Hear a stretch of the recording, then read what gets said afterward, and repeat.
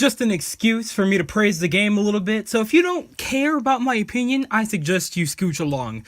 Alright, so this is yet another unprofessional video, but this is primarily because I haven't been posting videos for you guys, and I apologize. Like, I meant to talk about, I meant to make a video on the Octopath, what? I meant to make a video on the Octo expansion, as well as the new Super Smash Bros., what we now know as Ultimate, like months ago, like a month or two ago, and I never got around to that, and I deeply apologize for that. But you guys are gonna get videos like crazy now, because A, the Octo expansion comes out today. Like, the time of this recording, it comes out a little bit later today at some point. I don't know when. I still have not purchased it, and that's probably gonna change after this video, but I was just too lazy to grab my Switch because it is hot out here. It's so hot, and heat rises, and my Switch is upstairs, and yada yada yada. But enough about my problems. We're here to talk about Smash and Smash alone. So, what are we talking about specifically? Well, if you saw the E3 Direct, like I'm sure everybody and their mothers did, you would know that this is a brand new Smash game. This is essentially what it's like they almost took the same engine as Smash 4, almost, but not quite, and revamped it like a mofo. So it may as well be an entirely new game, which it is. It's got a new graphics, it's got a new graphical style, it's got a new battle style, and that's what I'm here to talk about. As the title suggests, the littlest changes make the biggest difference, especially when it comes to Smash. They paid attention to the littlest details on everything, and I appreciate that so much. Because of these little details, we have gotten ourselves a new, hype, damn near perfect Smash, probably. Who knows? Again, I haven't played the Smash yet. I mean, I've just looked at a lot of gameplay, and you know, just based on the way it looks, it looks good to me. Things look very satisfying to me. I may just be praising it a lot. I'm sure there's plenty of, you know, downfalls and whatnot, but as of now, I guess call me a little biased, but why would I be biased? But I'm enjoying what I'm seeing a lot, and I hope you guys are too. But what I'm here to talk about is the little things that they changed that feel so different, like different enough to me that they change the game and make it better. You know what I mean?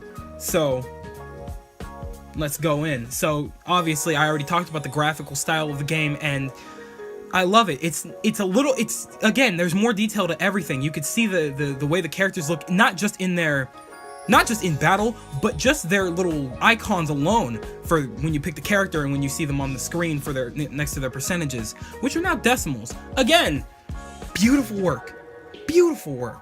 Muy caliente. So yeah, the graphical style looks beautiful to me, and even though it looks the same from far away, if you pay attention just enough, you can see that the detail in these characters are incredibly different. They are the shading is much better, the lighting is much better, the quality of the characters all around are just superior to that of the Wii U, and I don't even know how they did that. I don't even know which console has I don't know which console has more power. I'm assuming the Wii U did have more power at first, but now I'm not so sure.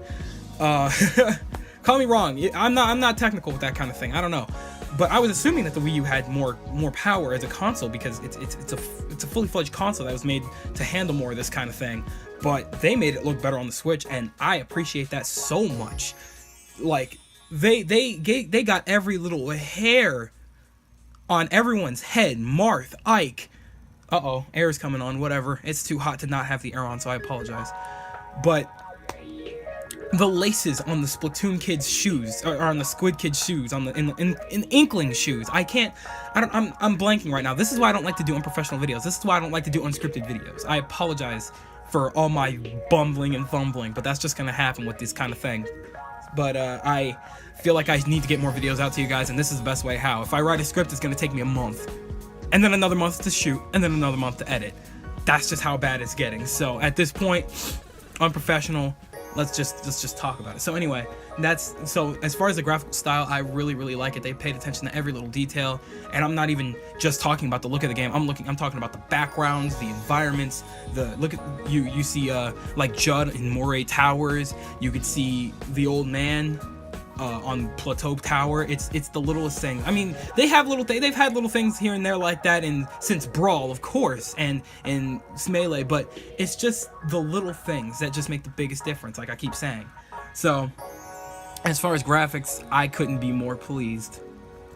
Now, one thing that really stood out to me a lot was the launches. The way you get launched in this game is so satisfying. Like, it's a little more cartoony, and it's almost, I'd like to say, I want to say it's a little more vicious than Smash 4's. Like, the way they get launched is so powerful. It feels so, they get launched even farther, but some of the times you expect them to die, they don't die.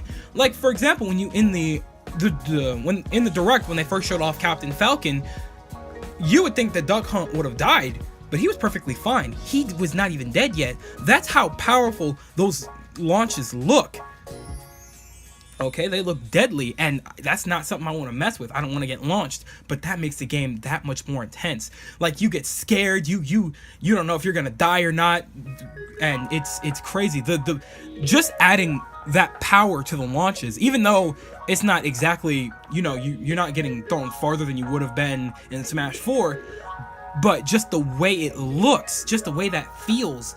And I've only been looking at the game. I can't imagine how it feels to get launched, but adding that little minor detail added a variety of intensity to the game that I really enjoy. It's mind-boggling how crazy it is. That little thing, that little tweak to how the way they get launched, how far the characters get launched, and what direction, and how powerful the hits are, and the dramatic hits, that's insane to me. Some of the time you don't even die, but you always feel like you're gonna die the moment you get launched in this game, and that brings a whole new level of intensity to the table, and I like that. The more intense the game is, the more engaged you are. The more engaged you are, the more you're probably gonna like it. Genius. Anyway, next I want to talk about movements and attacks. Movements more or less are the same, but you know, I actually want to talk more about the way they attack. The way that the characters attack. For example, in the direct, when I saw Squirtle and Ivysaur going in, their attacks just looked so much more satisfying than they did in Brawl.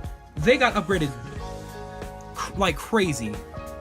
Okay, just the way they were able to combo in and out of switching out, that was just too much for me to handle. And that makes me want to play them so bad. Like in Brawl, it was rare for me to touch Pokemon Trainer. I did like Pokemon Trainer, but I would only really play as either Squirtle or Charizard. But now, the way Ivysaur attacks, he just looks like such a satisfying character, and he looks like he can actually keep up with the other two now, and it looks just, it feels so good to me. I really like Ivysaur, and I actually feel like I'm going to use him the most out of the two, even though Squirtle's faster, Ivysaur's a nice little medium, and Charizard's the heavy. But, obviously I'm going to be using them all, but mostly Ivysaur, if we're being real. I really like Ivysaur. Ivysaur's attacks are just so satisfying. The Vine Whips, Razor Leaf, I don't even think we've seen Razor Leaf, but it looks good to me, you know? And not even just that, the way Mario attacks, the way he does his dances, the way his down smash, it looks much better than it did in Smash 4, as a matter of fact. If you pay close attention, he looks more like he's breakdancing in this one, and I have to look at some comparisons to see if it even moves any faster. But even if it doesn't move faster, it looks amazing. But a lot of people were saying that the game is a lot faster paced, so I can't imagine Mario, the all-around fighter, he does things all around. He's general in every category. I can't imagine that attack wouldn't be at least a decent speed, you know? So I really like that. And there are just, there's so many characters that have these new animations to their attacks. Like, some of them look more or less the same, but they're different enough to where they look better than they did before. Like, for example, Cloud looks more or less the same. He looks different to me. But again, Mario, Ivysaur, Squirtle, their attacks look just incredible. So does Link's, as a matter of fact. Link, Breath of the Wild Link, his attacks just look so much more satisfying. Young Link, ever since he got updated, Pichu, just everything looks, it looks game changing. Again, I warned you I was just gonna be praising in this video, so I'm sorry. The edit, I'm probably just gonna throw the edit together. I may not even throw in specific video footage for whatever I'm talking about, but we'll see. Anyway,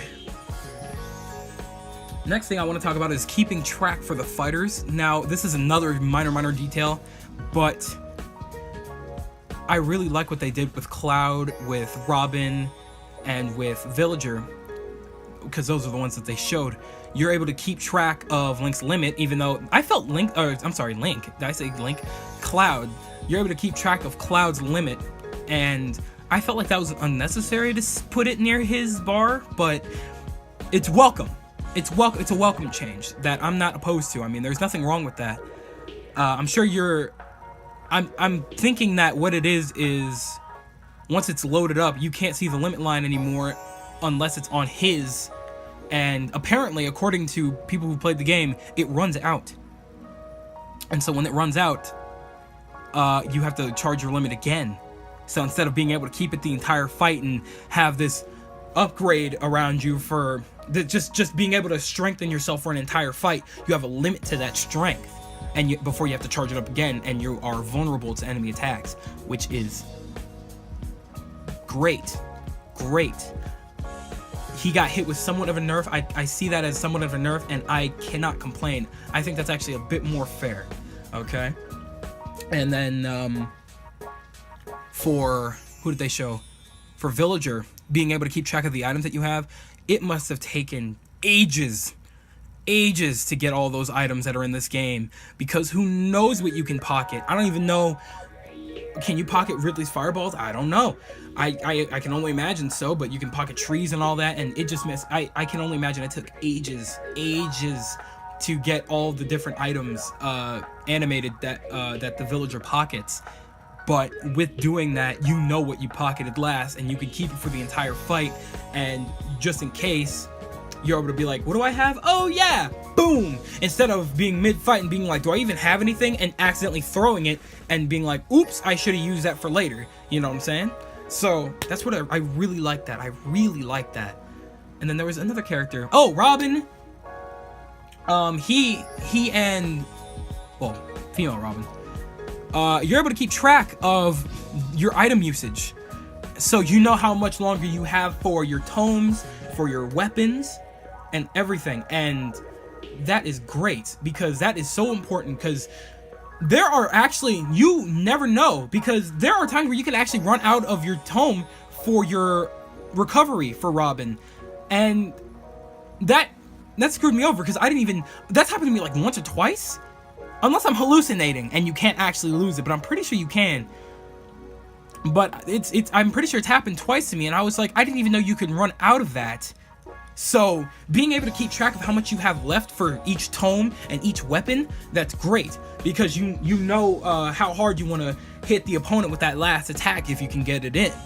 And I can't complain, you know, because obviously it's gonna come back, but at least now you know how much time you have left with it, how much time you have before whatever you have on you is destroyed.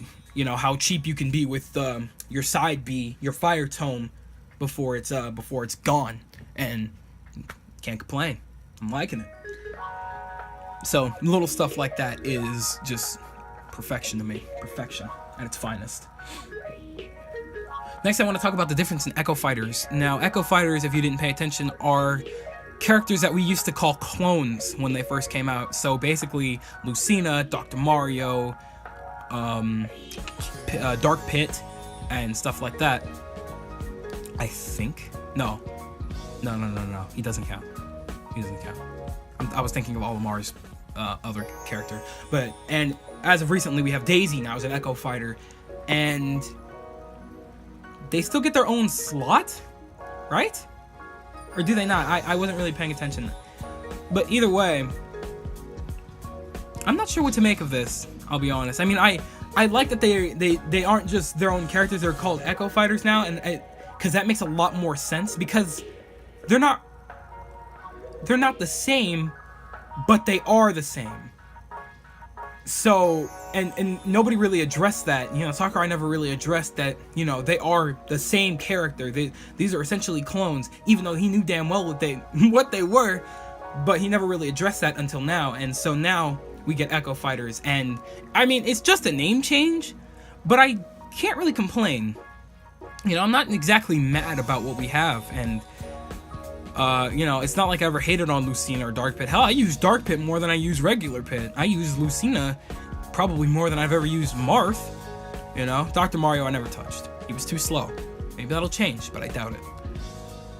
And then I haven't even checked out Daisy. I don't even know if she gets her own slot. Again, I'm confused on how Echo Fighter slots work, and I haven't really been able to see anything on that, because I don't think the roster has any of the Echo Fighters available right now. So I'm not sure if they get their own slots, or if you click Echo or what, some button on said character. I have no idea, but I thought that was really neat. Either way, so Echo Fighters are Echo Fighters, and they're here to stay.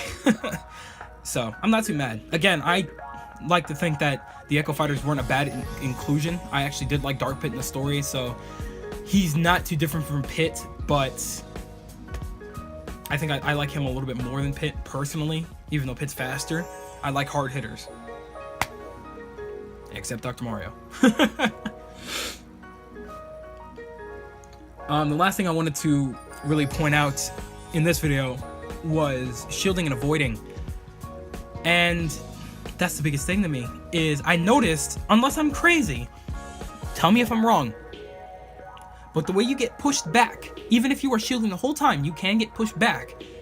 That's a little interesting. But not only that, the main thing about shielding that really surprised me and everybody and their mothers was that instead of perfect shielding by pressing the block button at the perfect time, now you release at the perfect time, and that's even more challenging.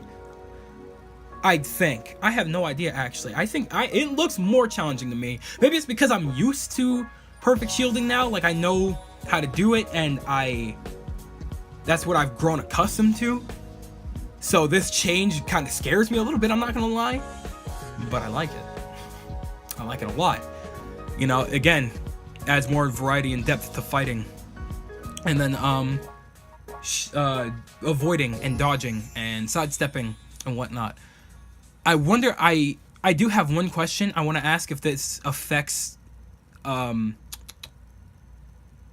is it when you dodge in place? I forgot the name. I cannot remember technical terms right now. Again, I looked up nothing. This is completely off the top of my head.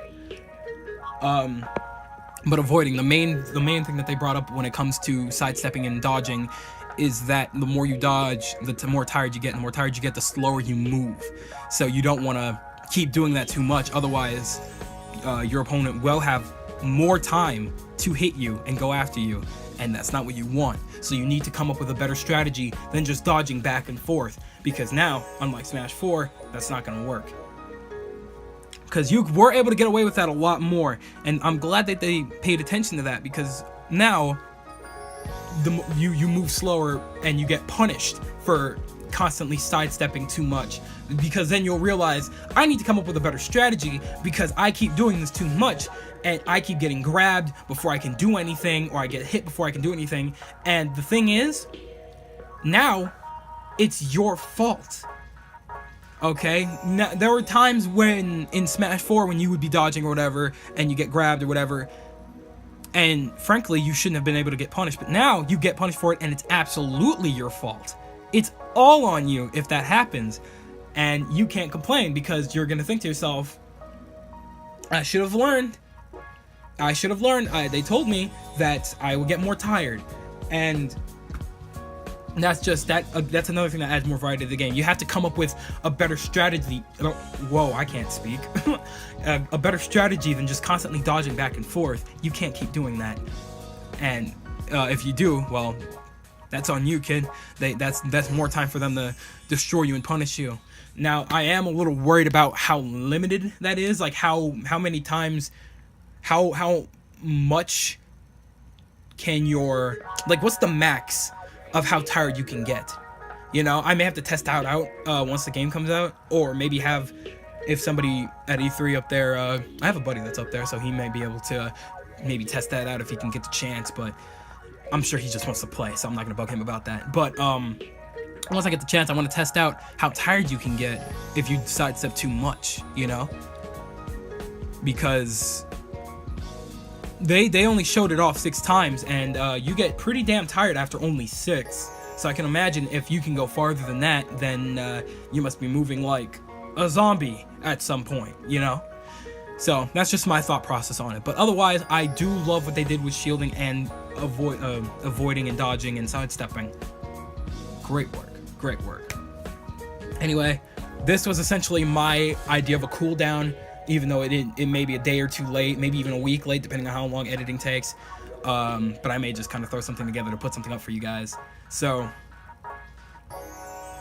this is more of a rant than anything, and very, very, again, unprofessional rant. But I wanted to put, I need to put out, I want to put out more content for you guys, and I do like talking about Smash and other things. But Smash isn't the only thing I'm going to be talking about, because probably after this video, you're probably going to get a some kind of review for the Octo Pass expansion. Octo Expansion Pass, or Octo Expansion, whatever. So expect that really, really soon. And I think that's it for you guys for now, for the time being. I may do somewhat of a breakdown on the Kingdom Hearts trailers, depending how I'm feeling. But it comes when it comes. It comes when it comes. So I'm gonna try and upload more often for you guys, and I do want to get an update out eventually. So I'm taking it one step at a time, though. Right now I'm focusing on this. Next is the Octo expansion. You guys can probably see my playthrough of that on Dark Puffle if I decide to do a let's play on it, or a playthrough of that, or walkthrough, whatever you want to call that. So we'll see what happens. But as of now, I'm gonna go ahead and wrap this up. Thank you guys ever so much for watching. I truly do hope you enjoyed. Do me the greatest favor of dropping a like and a comment, and I hope to see you guys in the next video. Do me the greatest favor of taking good ass care, and I'll see you all next time. Goodbye.